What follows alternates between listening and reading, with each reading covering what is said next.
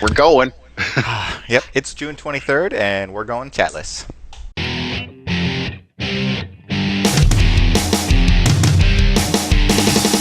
2 FPS, 3 RPGs, and 5 sim-type games. Yeah. I think you'd be able to come up with one here. I'm actually pulling this one hard. Ask all the people that need hacks to play Call of Duty. I can hear you groaning inwardly every time Sin's mentioned. You're just cringing. Welcome everyone. Welcome to episode 382 of Mods on Air, bringing you the week in gaming news as modders, developers, and gamers ourselves. I am foylema, and also on the show today we have with us Ham. Hello, Ham. Hello, everybody. Hello, hello. And we also have with us Breezy. Hello, Breezy. Oh. Oh my goodness. And we have Stryder with us. How you doing, Stryder? Hello, world. Yes. All right. So we're gonna have issues today, so deal with it.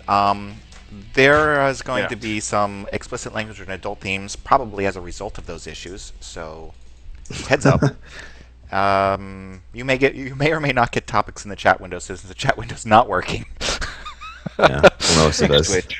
And we record this thing live, so everything that is happening actually happened. I know This show is not preempted. We are not The show will representing not be repeated. anyone other Unless than you- ourselves. Feel free to join and watch the show because you can't message like anybody else is doing right now. Because feel free to send your complaint letters to twitch.tv. Complaints at twitch.tv.com or whatever it is. I don't know. Yeah. Probably feedback. With whatever Ad choices. security issues What's that they this? had the other day when probably all the passwords were stolen or something like that, because everyone has to reset their password now. Yes. I don't think they've announced anything as far as what happened, right? They just said, sorry, everyone, reset your passwords.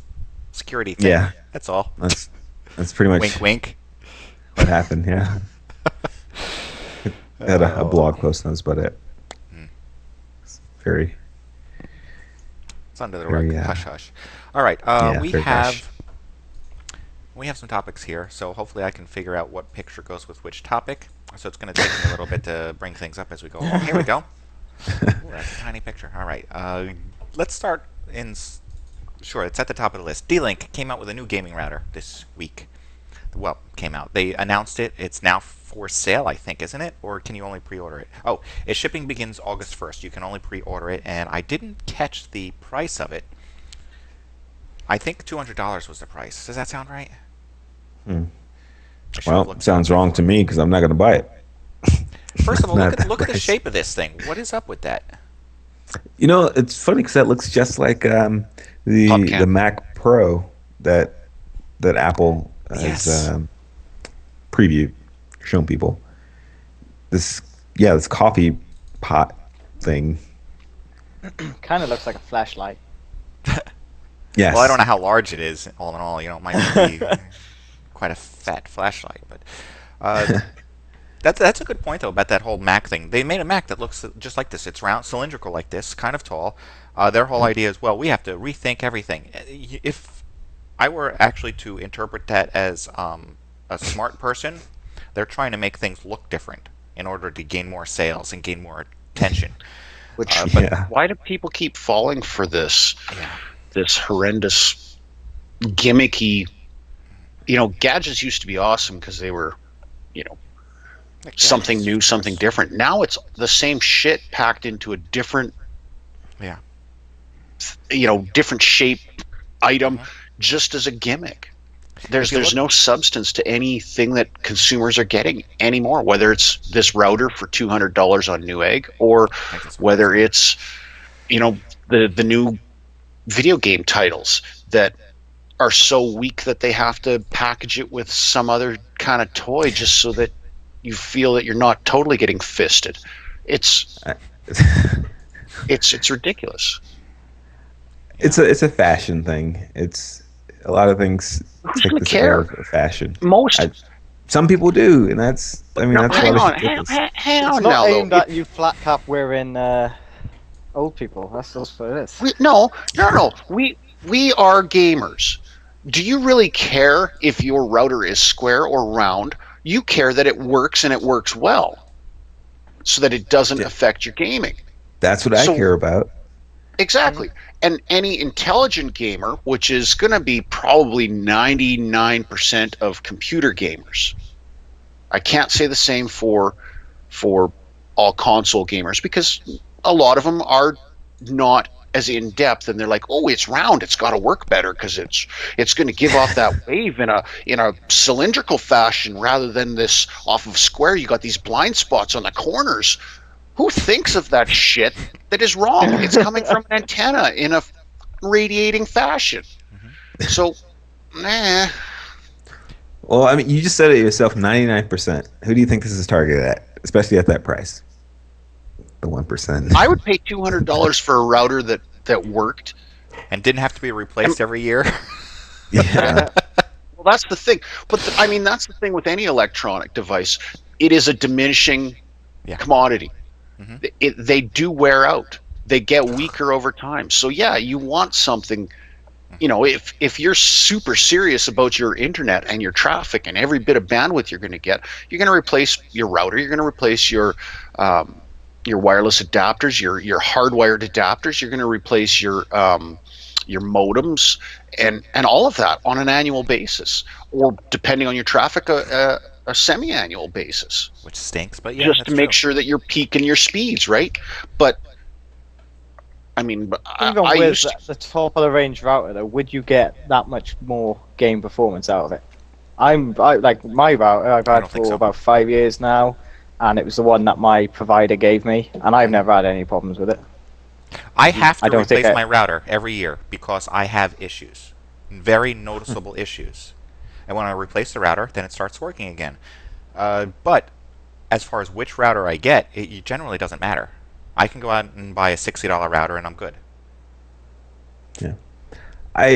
You know, if for something like this to convince me, I would have to see some sort of test, preferably some sort of hands-on something where I can see it instead of some report generated behind closed doors that I don't know what the settings were. But like, you'd have to convince me that this is worth the money over the $60 router, and you'd have to convince me that stupid shape somehow helps me out.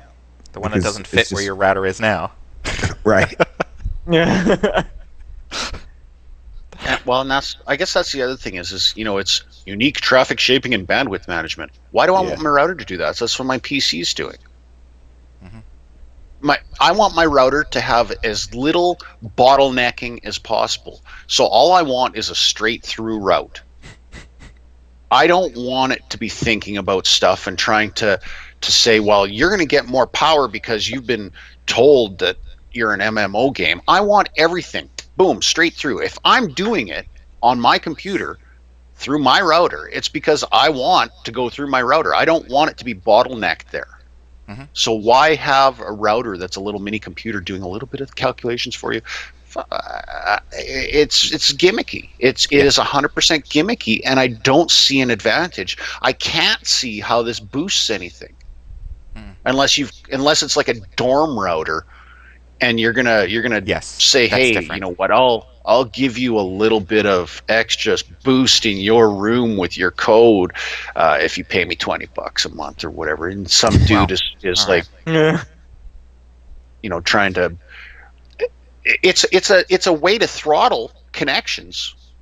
Is really all this is. You can throttle back other people's connections that are connected to your router. Yeah. Well, I'm not going to pretend that I know a great deal about networking. I know hardly anything. But that's exactly why I would need to see something to convince me that this is worth getting. Otherwise, I don't care. I don't care anymore. Yeah, that kind of sums up my feelings about that router. Is I don't care. There we go. So this just in: we don't care. We don't care. Pretty much. Ham don't care. Yeah. I could have played a whole video that went with it, huh? Oh, router video. Awesome. That's why you want. Is this the first? Oh, okay, I see. It's not completely cylindrical. It's that's just the front bezel. It's just a bad shot, I guess. Look at those graph representations. Wow, it must be good. What does it all mean? What did you want to talk about, Stryder? Let's move on to our other bit of hardware news here. You want to talk about the Shield? We'll talk. Well, sure, okay. or you want to talk about Xbox? Well, let's do the Shield thing. Get that over and done with. Even though it sounds like some sort of TV show. It's a cop show, feminine isn't it? hygiene project. I'm pretty sure it is. I have a picture here somewhere that looks like a Shield. Or I thought I did. Feminine hygiene. Yeah, you know what I'll do? I'll play a video. The Shield. Someone's got their hands on the Shield. And, so the Shield is the NVIDIA product. That thing that looks like a controller that has a screen on it. That was originally way too expensive. But you know what? Now they knocked off $50. So it's only $300 for this handheld gaming So now thing. it's just too expensive, not way too expensive. Right. Yeah. Yeah. Right? Is it $300 now, or is it? It's $250? $300. Yeah. Okay. It's $300. $299. Basically, it's an NVIDIA product that's running Android on it, I think, right? And you can play PC games with it somehow, and stream it to your TV, something like that. All right. So you need a PC, the controller, and your Mhm. TV.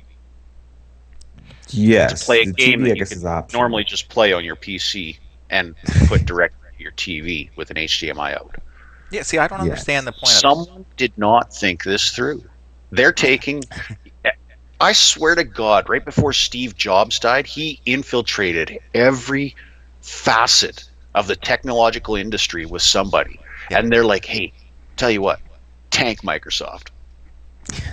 Tell them that they got to do this whole Windows 8 thing that'll make it look like an Apple operating system.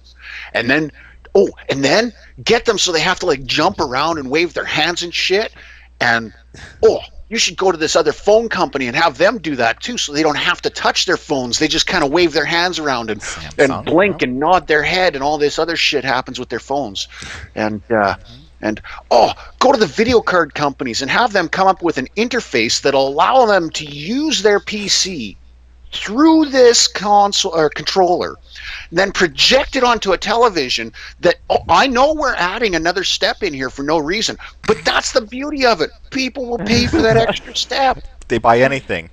Steve Jobs Go proved it. to this router company and tell them to make a coffee pot shaped round router that is going to do nothing to help them, and overcharge them for it.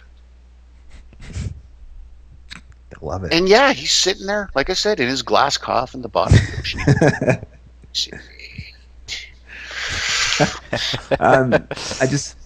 The only thing I can think of only positioning I can think positive positioning I can place this NVIDIA Shield thing is as the PC's version of the Wii U tablet. So now the PC has a Wii U tablet, a $300 Wii U tablet. Because we needed one. Because we needed one. Right. Isn't that what we would call Microsoft It worked Surface? out so well for the Wii U. No, the Surface is. The Surface doesn't have any sort of mirroring capabilities. I don't believe, or streaming capabilities. Yet, not until the Xbox Does the Surface One. have Okay. any capabilities? Has that really. been determined yet? Yeah, it's got, Has a got a touch screen keyboard. and a weird keyboard thing. Yeah. So does my That's it. iPhone. That's such an advert. Yeah. I don't know. So I mean, the Shield, it's weird because maybe at $150 I consider it, but not at 300. Definitely not at 300. It's not doing necessarily, like you said, Stryder. It's not doing anything that I probably Samsung couldn't phone. do simpler. Get the new Samsung phone, and you got more going on, right? Yeah, You can take an Xbox or a Microsoft controller, an Xbox styled controller, USB to your PC. You can either go Bluetooth to most televisions now, most smart televisions. You can Bluetooth from your hardware right to your television, and your Bluetooth with your controller. You're playing on your television. What do you need a controller to do that for? And an in between.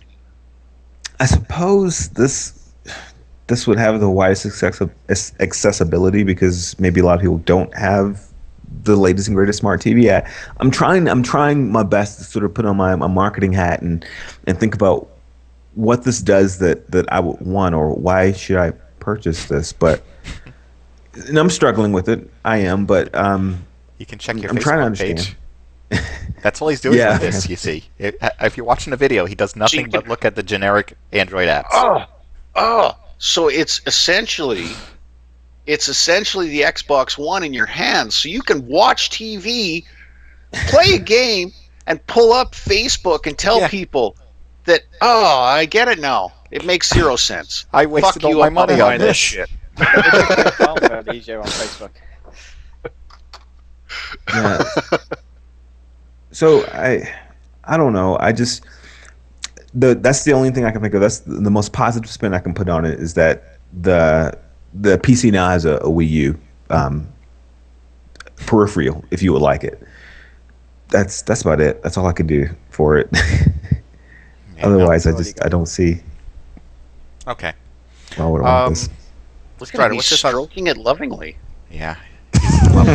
Sick and wrong. What I mean, even the controller layout, looking at that, it looks uncomfortable. It does. It really does. I'm not a huge controller fan, but Xbox that controller. looks That's downright exactly what it clunky looks like. and uncomfortable. Well, not exactly like an Xbox controller because they don't have offset analog sticks, which I think is important. I really don't like the PlayStation. He's got offset analog sticks. Does it? Yeah, he's got a thumb on each of them. Well, I mean, one is higher than the other.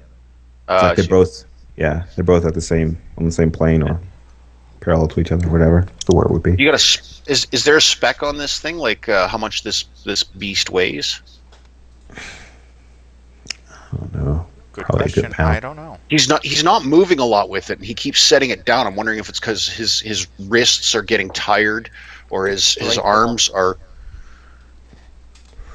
or if he's just got to get another drink of Mountain Dew and wipe the Cheeto orange off his fingers Weight before he and grabs it. size. But is if that was the case, he'd probably have pretty strong wrists. 579 grams.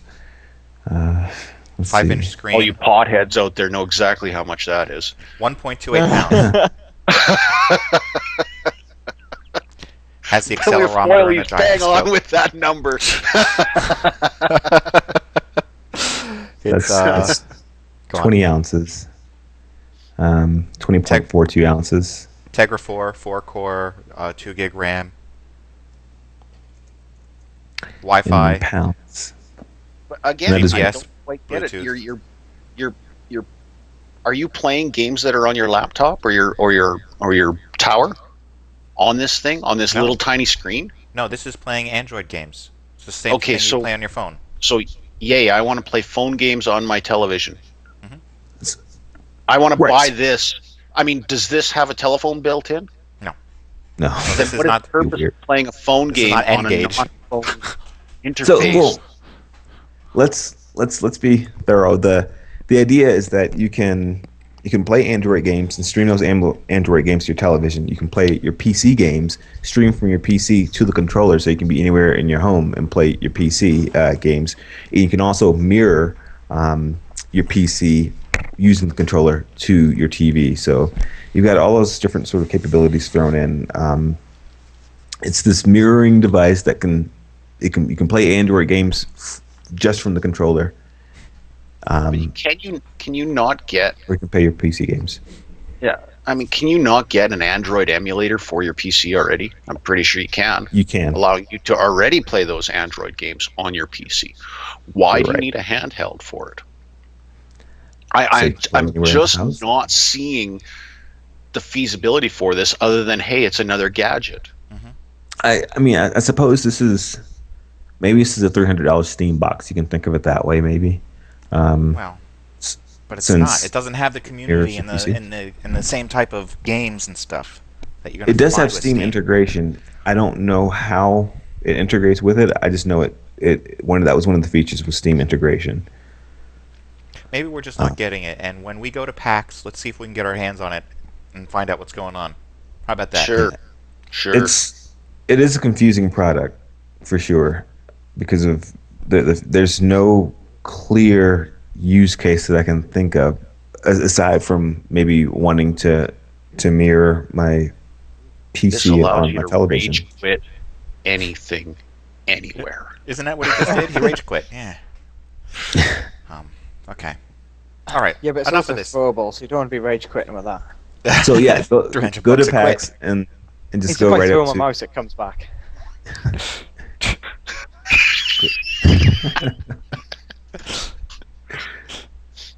Go to a rep and say, "Convince me that I need this, please," and see what they have to Yeah, say. that's going to happen. All All right. right. What's the other hardware one that you were interested in there, Stryder? Well, let's talk about Xbox One and get that off the list. We got Xbox One with the DRM. Okay, we I talked don't about even it. know Moving what. on. What's that? We talked about it. Let's move on. You said the name. Well, There it is. well, first of all, We're they done. got Xbox turned around and finally said no more always on. Yeah. Yeah, So they that's realized what- that was a marketing suicide. It was dumb. Absolutely.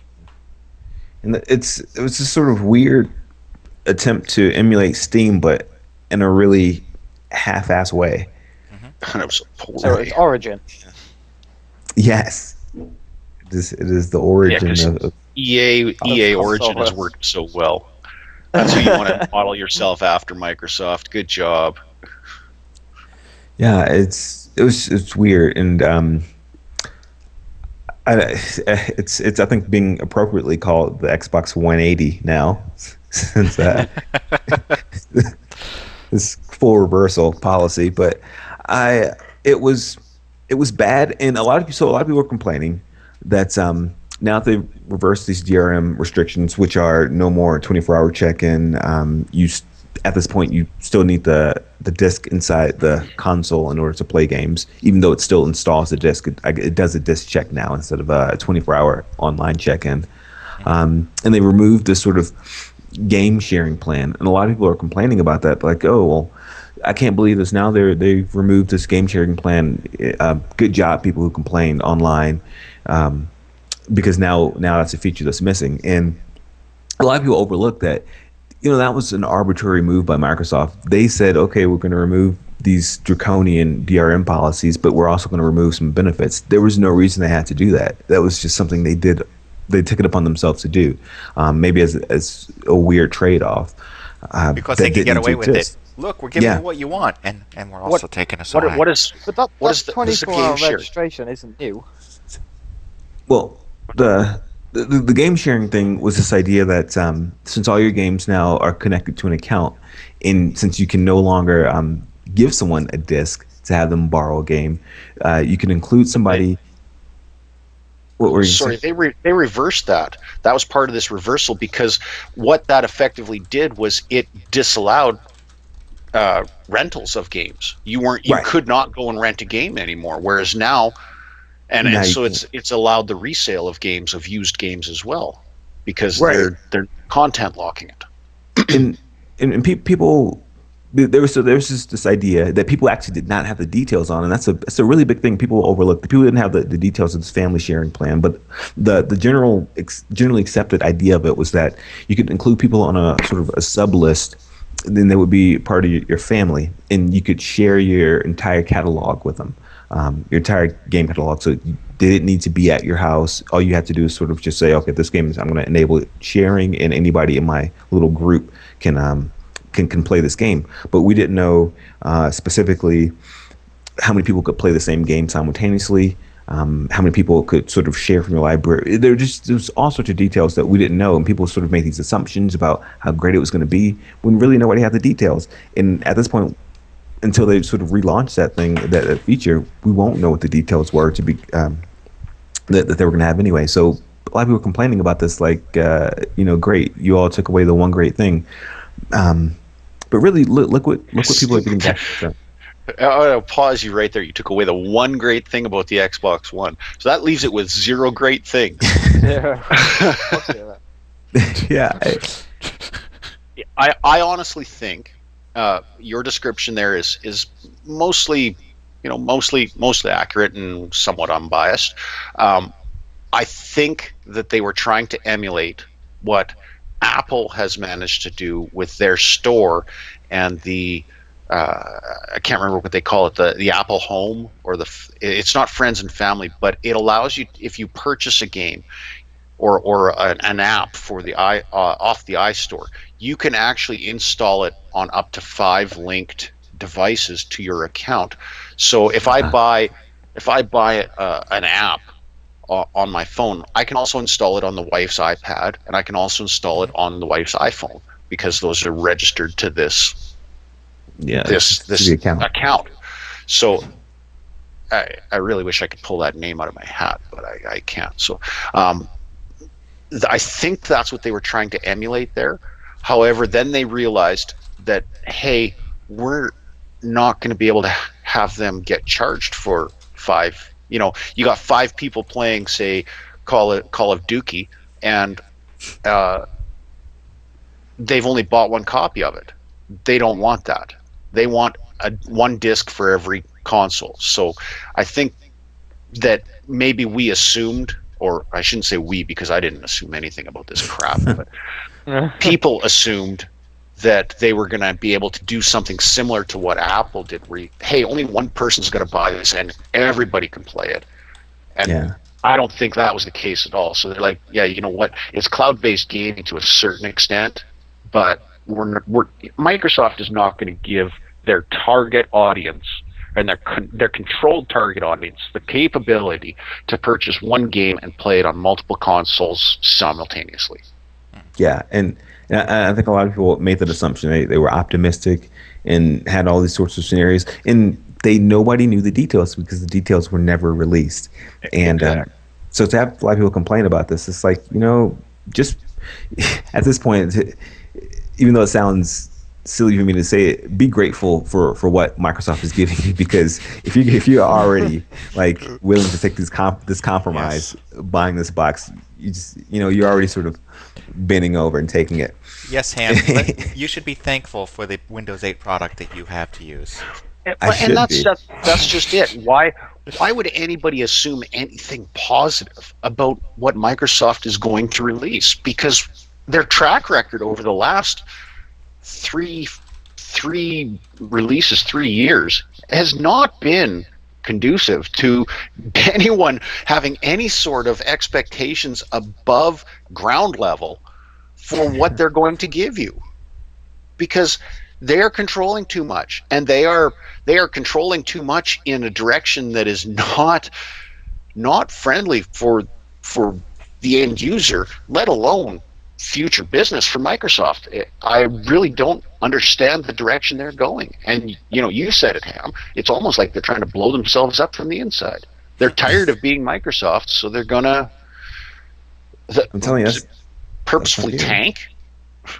That's my theory. I think there's going to be some sort of scandal or controversy a few years from now, and people there's going to be some story that unfolds, and it's going to be uncovered that it really was a plan to ruin Microsoft from the inside. It was the structured thing, because you can't have this level of stupidity without it being like planned out. I just refuse to believe that. I don't know. Planned retardation. Sell your stock now.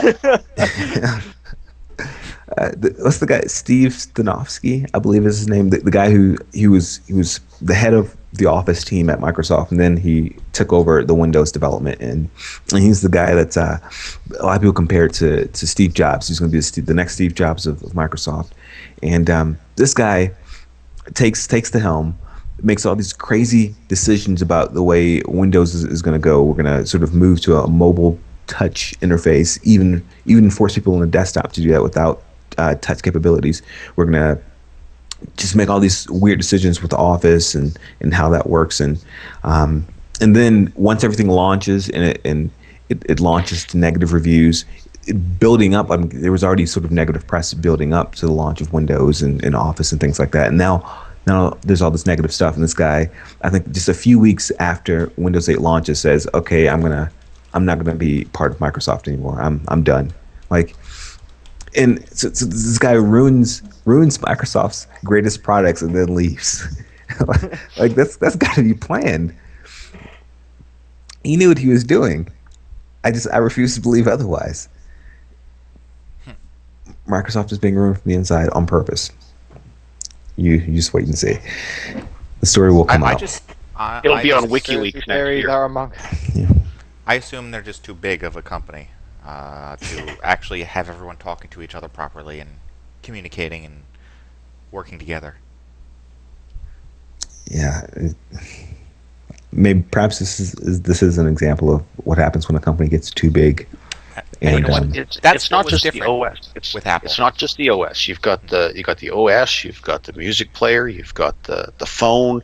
You've got the new Xbox coming out. You've got some of the patents that they're pulling, and you know the intent of these patents that is in the description there. What are they trying to do? They're trying to be like Big Brother, but at the same time, they're like, we want to make sure that no matter what happens in your home, we are there. We are there, and we're going to watch you. However, we're going to make it so that nobody wants to have any of our products in their home. And it's just it's like it's insane. That's the get disconnect. It. The disconnect is, what does the consumer actually want? Is it just exactly? Is it just internal disconnect, or is it I think so. that much of a disconnect from your target group, your purchasers, that you're just not getting it? You start making some products, people like it, and all of a sudden you're like, well, whatever I make is going to be good. Right, and that's the thought process. It sounds like Call of Duty. I think the reason Apple succeeded the number of years prior is because Steve Jobs took it upon himself to run the entire company.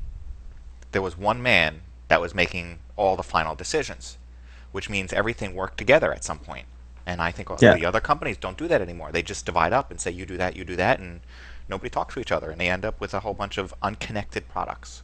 Yeah, and I think Steve Jobs, one of his greatest characteristics was that since he had so much control over the final say in a lot of things, he had a unified vision, and he made sure everybody sort of executed on that unified vision. Microsoft, with this sort of latest iteration with Steve Stanovsky, I hope I'm saying his name right, at the helm, he tried to do that same thing, but I believe that his vision was not for the consumer; it was for advertisers, for corporations, and for sort of business partners. And we see the same thing with the Xbox. It seems like it was for publishers, it was for business partners, it was not for the end user, because nobody wanted this stuff, nobody asked for this.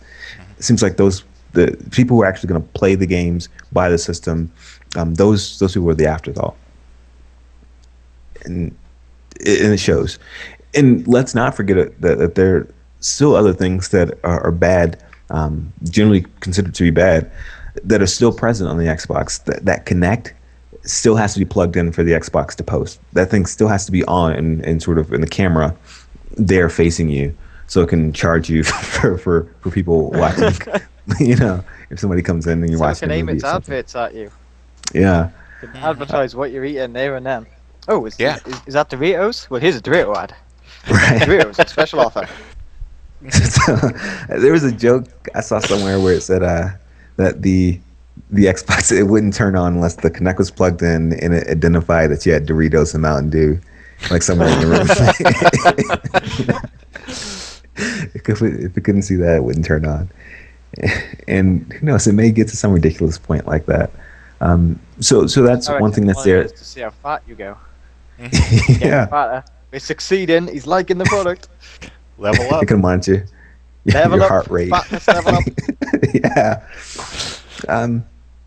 Then there's still the issue where for a PC, it's always been understood that you've got to install a game before you play it. That's just sort of how a PC works. The consoles, the way those have always been, up until recently, was that you put it in the disc and it plays content off the disc, and that's it. A few games have required you to install something or given you the option to install something, but now the Xbox One makes it a requirement that you have to install things, and that policy decision has not been reversed. You've still got to install games before you can play them, and who knows how long it's going to take. I mean, that's gigabytes of content for every game. So there is no more sort of putting a game disc in and it's going to work instantly. At least not the first time. Yet now let's turn it around. Let's talk about a company that actually seems to try and pay attention to what's going on in the community, and that would be Steam. I mean, Steam has what they say is somebody came across some lines of code in regarding a shared game library. Of course, this is speculation at this time, but they're saying that this may mean that you will be able to share games with friends.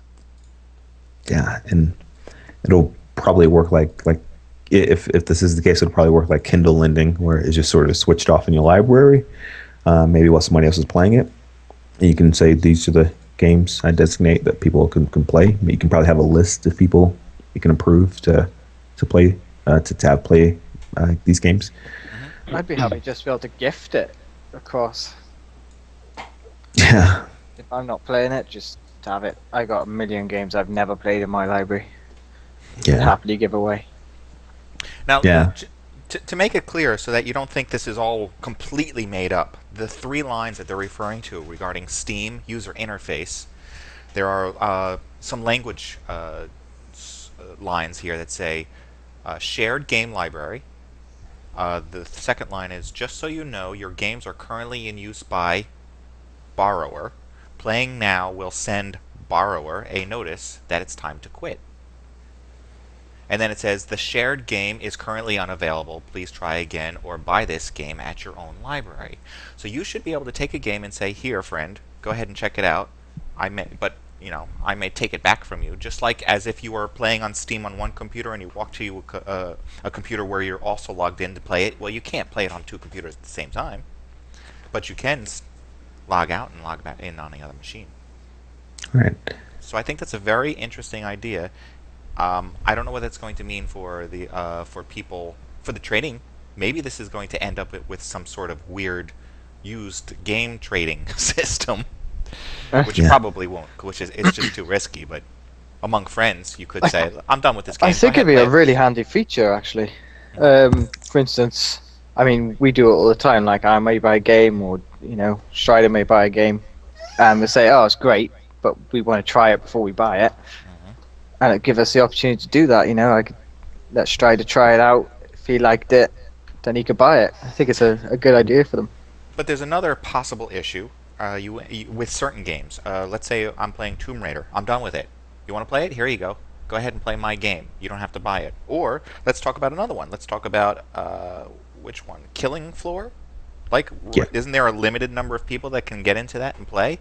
Well, what if we only bought that number of copies, regardless of how many there are of us in a group? Because we all know that we're not always available, and this is the maximum number of people that can play, so let's just share this license for this. Well, it depends if they put a limit on how many people can share it. Once you've shared it with one person, maybe it cuts off, and that's the only person that can borrow it. Yeah, I've got. I think there's gonna, if this is the case, if it comes out, there's gonna be some restrictions that people don't like, but it's probably gonna be better than nothing. Because I can't see that sort of flying where people sort of just kind of go back and forth trading games. It's gonna, if there were no restrictions, it would greatly reduce the amount of games that people buy. When the patient gamer knows that they can just sort of wait it out and borrow Tomb Raider after you're done. Right. Yeah, what Morphus says there, publisher's choice. So, for instance, when you said Killing Floor, they may then on Steam include something like a group, a set group pass where you buy, so many copies of the game, and then you can share it with as many people as you like.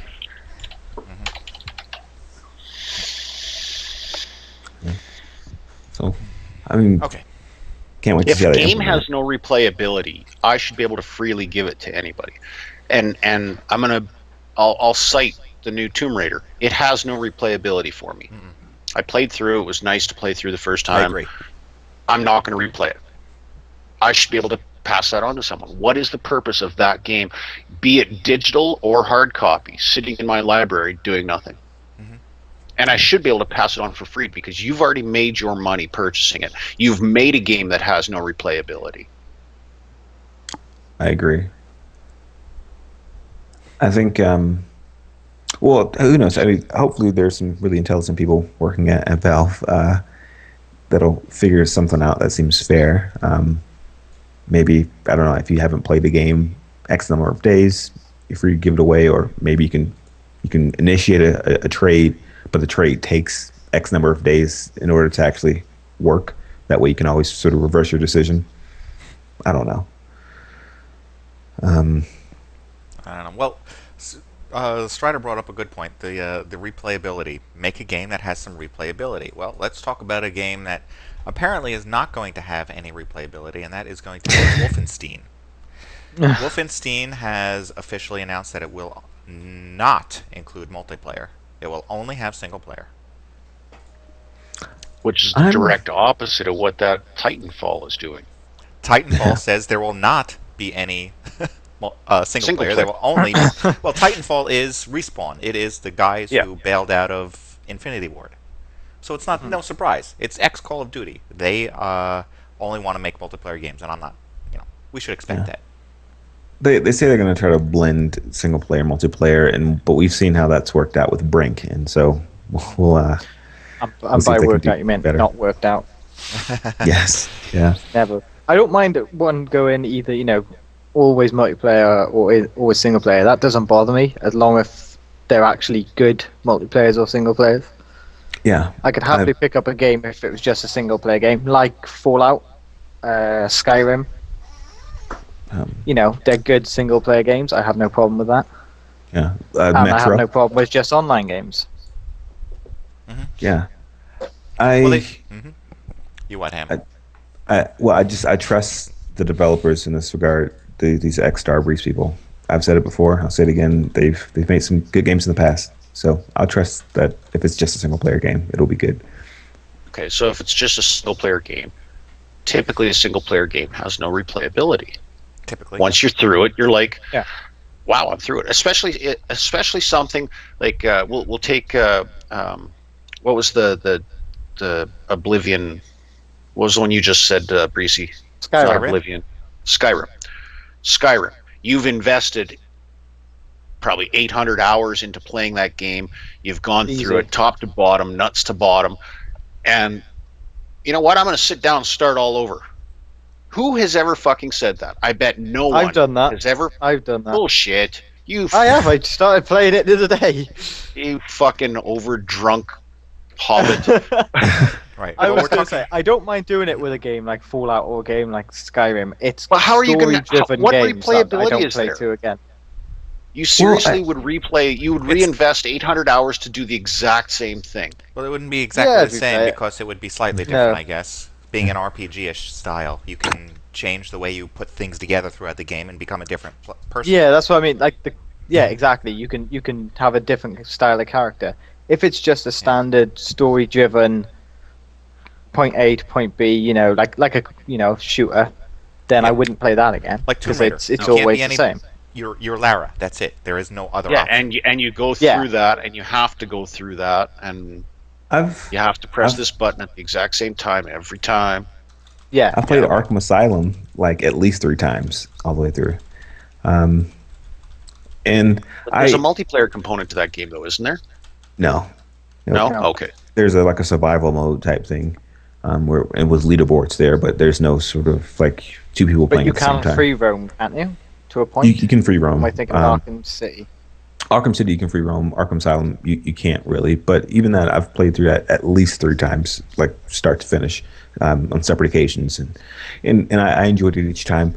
I do believe that that not all games necessarily have to be replayable. I think you can have a solid if it's a solidly done game, great story, tight controls, you can experience that story and be done with it, and maybe come back to it later and say like this was a great experience. It wasn't too long, wasn't too short. It felt right all the way through, and I'm done with it. I'm done.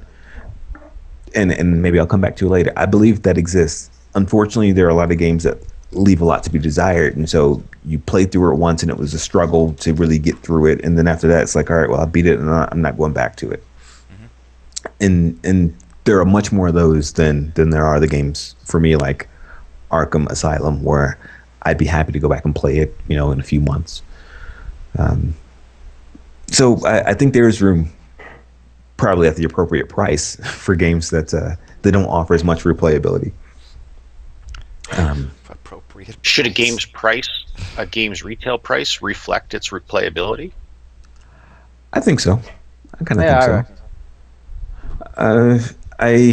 I know that's a whole other can of worms that I shouldn't have probably yeah brought up at this juncture, but I think, and this is probably a dangerous proposition, but I think developers should they should look at what they've produced at the end and ask themselves, what would I pay for this?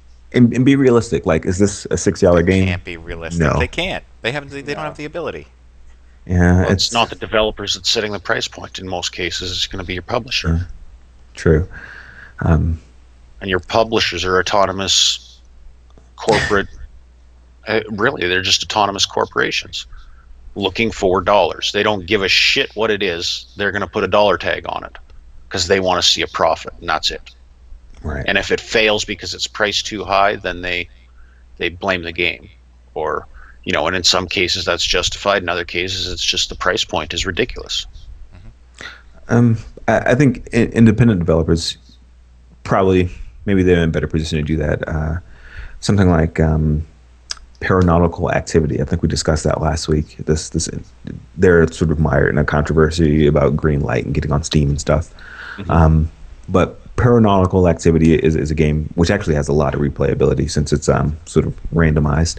But that's a game where the developer priced it and they thought it was worth $6.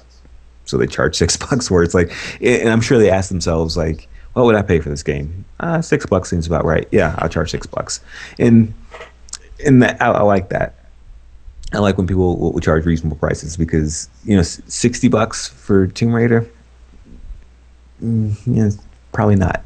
Probably don't want to pay that amount.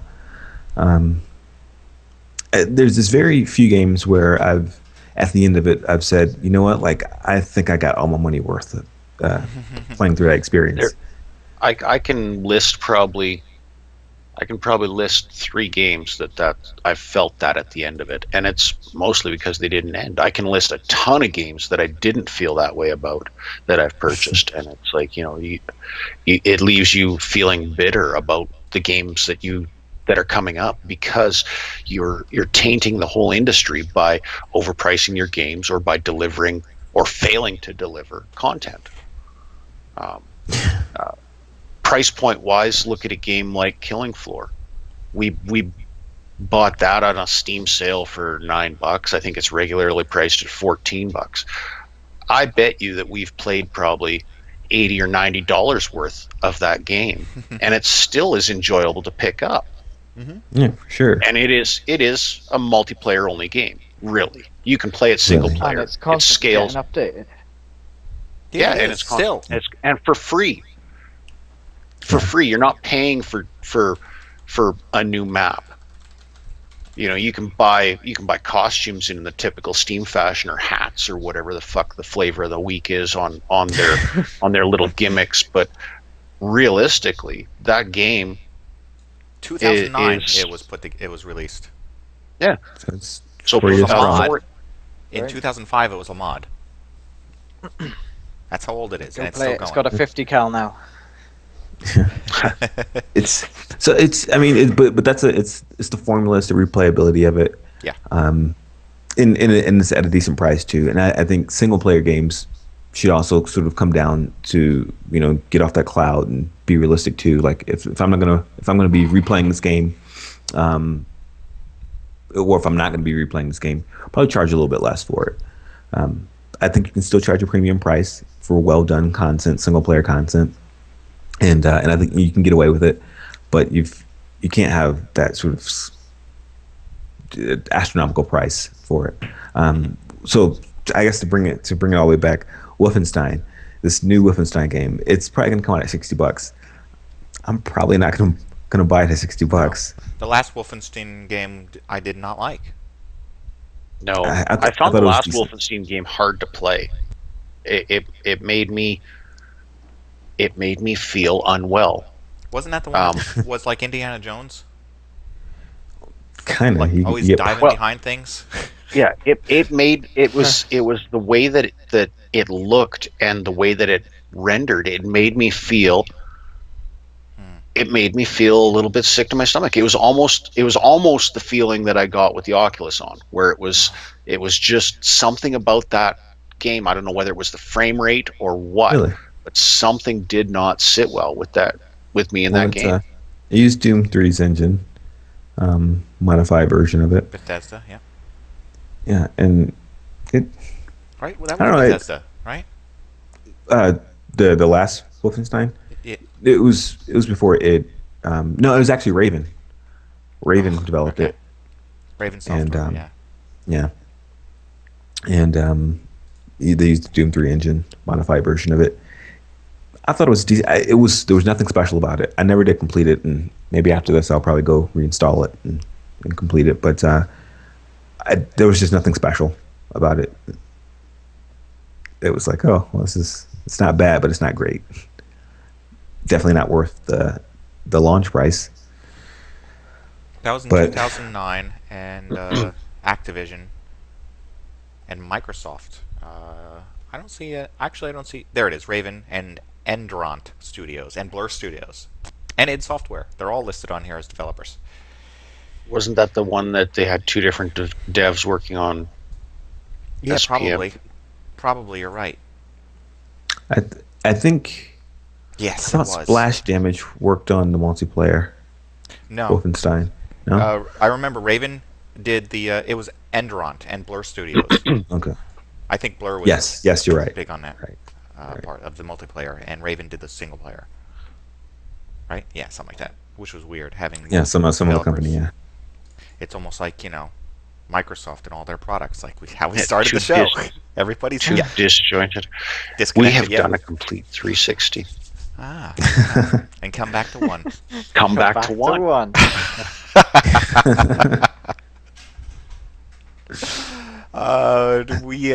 If you want, we can talk about a couple other things. We can try to squeeze something in. Okay, we can mention that Battlefield is saying, "Yay, we're going to have 64 players, maybe on the Xbox One and the PS4." I like how they're aiming to get that. They're hoping that they can get that. This architecture of the Xbox One, the online architecture of the Xbox, and the nature of the fact that everything is going to be run off of a personal server. You're not going to get any more than 16. 24. 12 versus 12. 24. Right? Yeah, 12 and 12. Yeah. Sorry. Yeah, you're not going to get any more than 24 on the Xbox because they run it off of your own Xbox. So your standard architecture for your network is not going to take more than that without being shit. Mm-hmm. Unless you got one of those super round coffee maker routers. Everything is all linked today. It's coming so clear. So during the reveal before E3 for the Xbox One, Microsoft made this big deal about how there were 300,000 servers they're gonna sort of be accessible from all the Xbox. The power of the cloud, they keep claiming.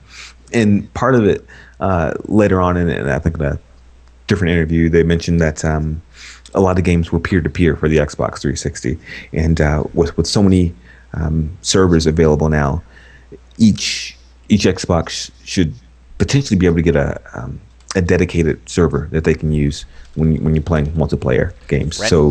Rent it now. yeah, they'll probably have you renting servers or something. So maybe there will be 64 players on the console versions of Battlefield 4, but let's not forget that that's also behind a multiplayer paywall. You can go get a PC and not have to pay anything extra monthly to play your games online. I'm gonna throw something out there too. What that's going to do is it's going to. I've completely lost what I was going to say.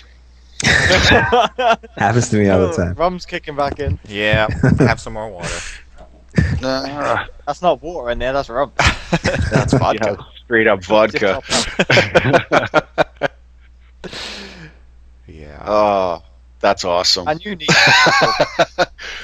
brain fart. God. Was something about servers, something dark side.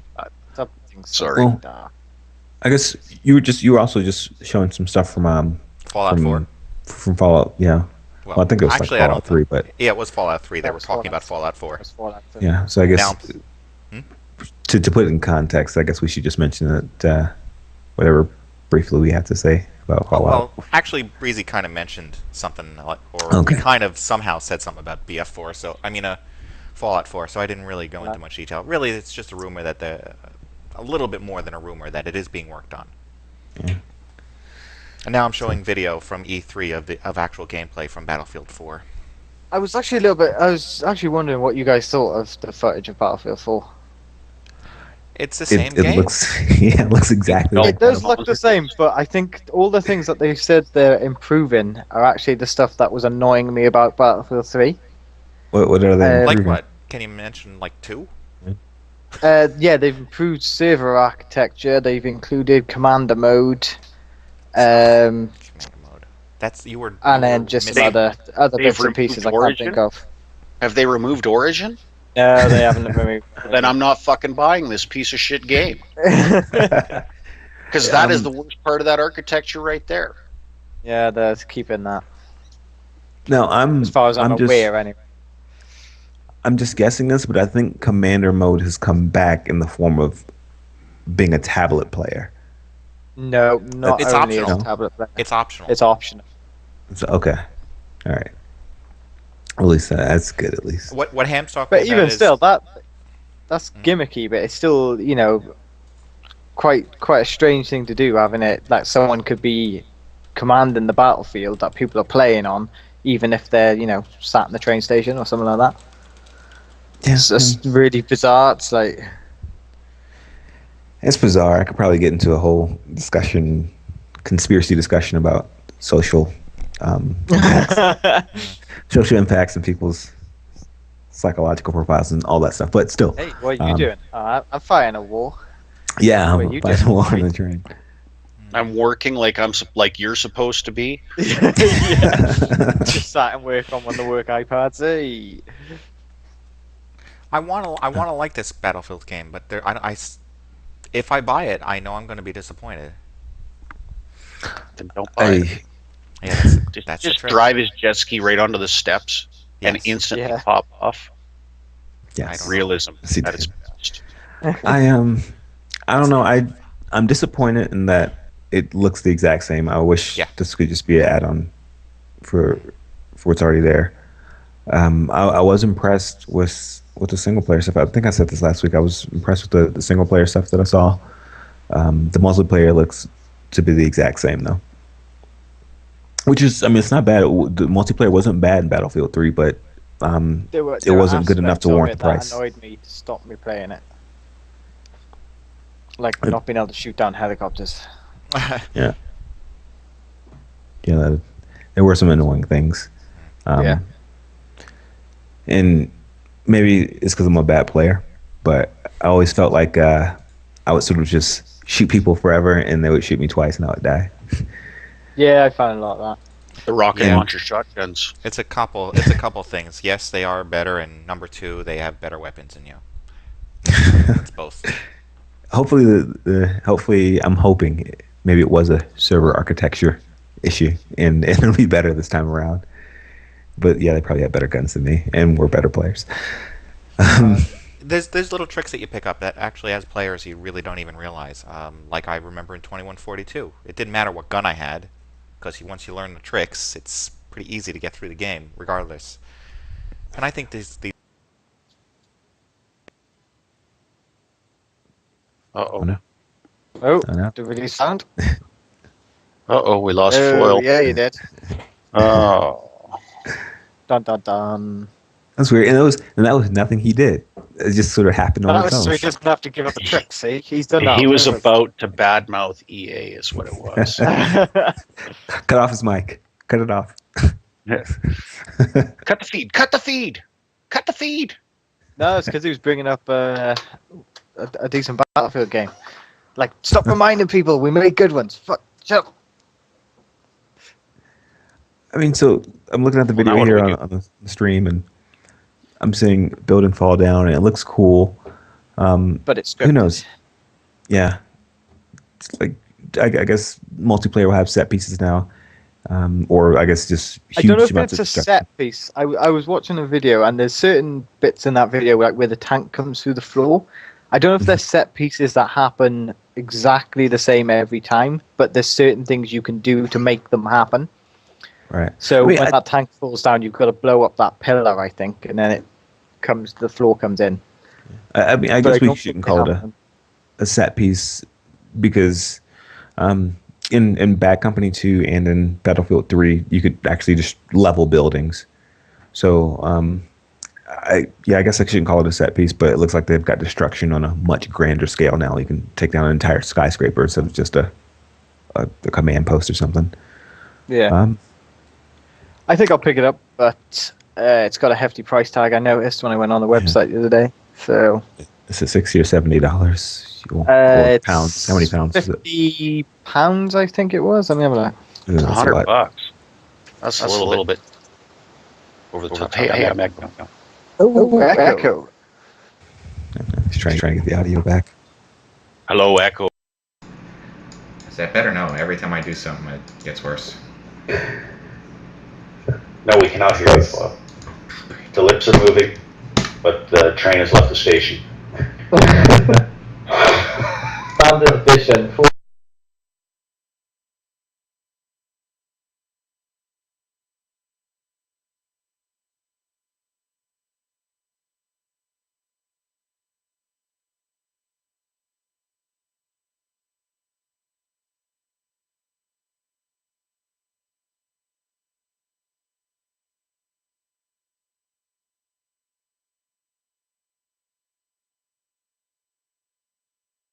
Guarantee they're going to pull a move as premium move where you bought the game, you thought you had everything. That's another reason I stopped playing 3. As soon as that shit started, and I think that's the same for all of us. We all stopped at that point, didn't we?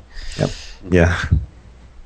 And all of a sudden, I just got an email the other day. Oh, we realized this was a shitty thing to do. Now you can have all of that content for free, even if you didn't buy premium. And can you? I didn't get that fucking email. Oh, I got an email saying you could download all the content for free. Really? All the maps and everything. The only one I got was that for E3 they made the Close Quarters DLC. There we go. Free. You're back. Back just in time to shut it all down. Everything sounds really broken too. So, all right, sorry. Audio issues all solved. That's what happens when you go over your hour. This audio issue is brought to you by Twitch. Twitch, finding new ways to screw with you daily. He would have explained what was happening in the chat window, but that doesn't work either. Yeah. All right. Well, look at Twitch breaking other features before they fix the other feature they broke. That deserves an attaboy.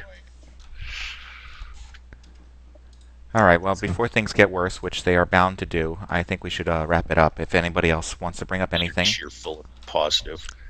I'd say we didn't get to Call of Duty, but there's no loss there. Okay. Yeah, there wasn't really much to talk about. They're just showing off some gameplay. We can talk about that anytime. Yeah. Or you can go back and look at the current Call of Duty and just picture ghosts on the title, and you're good to go. With dogs. Yeah. You can play as a dog. Dog, not dogs. Only one. Everyone has one. With a dog. Sorry.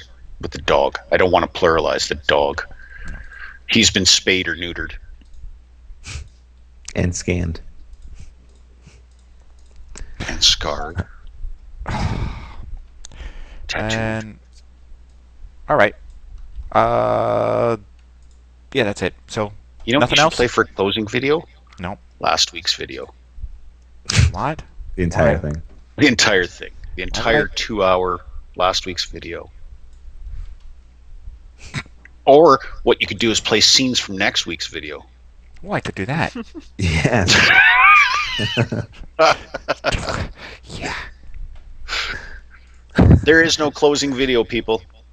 Ah, my audio just fixed itself, I think. Look at that. Yeah. Anyway.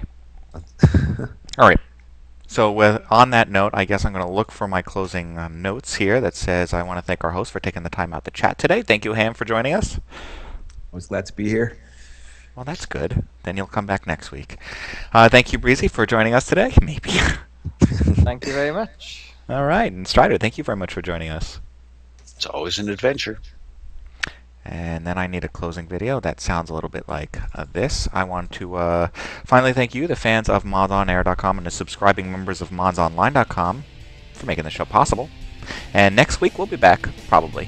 Yeah, we'll be back. See ya. Thanks for watching this week, and come back next week when we will broadcast another live show. Details for this and all past episodes can be found at MODSonair.com. We welcome your feedback via email at mailbag@modsonair.com. And please consider subscribing to modsonline.com to support our show. The opinions expressed by individuals on this program are not necessarily the opinions of our sponsors, owners, or partners.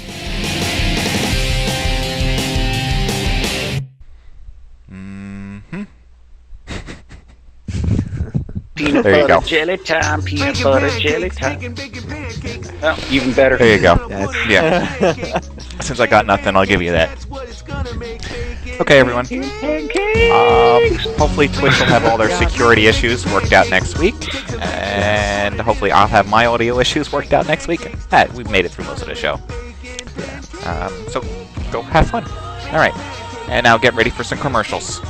Bacon lollipops. That's an idea, Morphus. Okay, commercials. Sorry. Cheers. Bye. This is where the fade out happens. Bye.